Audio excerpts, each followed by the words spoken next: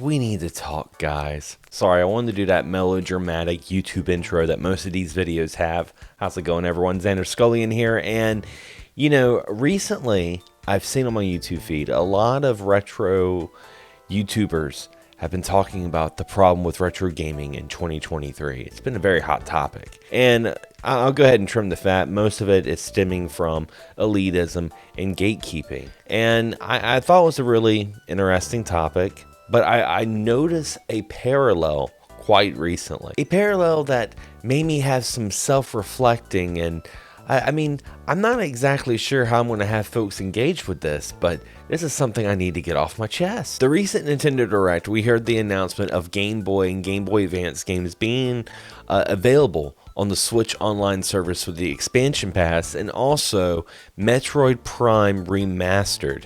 A lot of Nintendo fans, including myself, were very excited to hear this news, and then we went on Twitter. And before you know it, you had folks with Steam Decks being like, hey, I can play Metroid Prime right now, I saved myself $40. Or you'd have someone be like, hey, I have a Chinese knockoff handheld and I can play Game Boy games.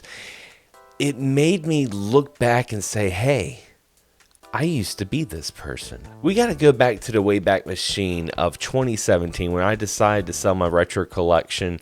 I was also really getting into emulation and the Raspberry Pi. It became like a new hobby of mine. Me and my friends, my little small group of friends, were gleefully excited that we had this little box that just had our childhood, and we no longer had to worry about dusting shelves, messing with squid cords behind TVs, and most importantly, didn't have to tackle the oversaturated market of retro gaming and all of its crazy prices. The NES Mini came out, the Super NES Mini came out, and a lot of my folks that weren't as tech savvy were understandably upset that all these products were being sold out. And I'm like, hey, have you heard about the Raspberry Pi?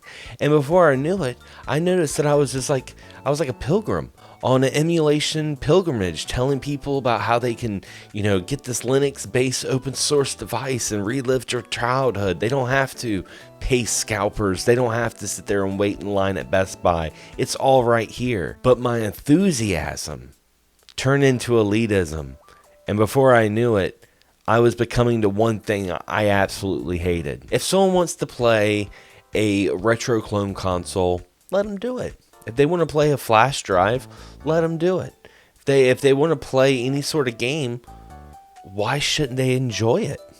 And I think a lot of elitism and gatekeeping doesn't stem from, being a bad person. I feel like these people are just so superly passionate that they completely gloss over basic human interaction. And plus, given it on the internet's pretty much like wrestling your sibling. It's fun until someone gets hurt, and it's hard to decipher text, let's be honest. And I'm pretty sure most people that are putting up the Steam Decks being like, I saved you $40, are probably still going to buy the game, and they were probably just having a really dark sense of humor. Whether you're a purist or an emulation enthusiast, I feel like physical and digital gaming needs to coexist. I mean, let's face it, gaming itself is very anti-consumer because quite recently Microsoft announced that they were pulling hand-selected Xbox 360 games off the marketplace. You won't be able to access them anymore. And we saw it with Nintendo with the eShop on the Wii. And it's easy to get frustrated when you're trying to explain to your friends when they're like, oh, I can never access these games again. When you're like, the Dolphin emulator, you can access Castlevania Adventure Rebirth. You can play it. You can play the Contra remake. You can play those games. They're not gone forever. But some people, they just don't want to watch a 10-minute how-to video on YouTube. That's just the way it is. Just like myself, as much as I love emulation, I'm still going to buy a physical copy of Metroid Prime because, quite frankly, I want to show Nintendo I like Metroid. But what do you guys think? Do you guys see the similarities of these things? Do you guys ever notice you're kind of being an elitist or you're kind of being a gatekeeper? And it's okay. Like I said, I've done it before. I think all of us have, especially when you're passionate about something. That's nothing to be ashamed about. But leave a comment below, guys. I'd love to hear from you. And if you enjoyed this video, don't forget to subscribe, but also hit the bell so you're notified on all future videos that come on this channel. Anyway, guys, as always, thanks for watching. Thanks for subscribing. And as always, happy gaming.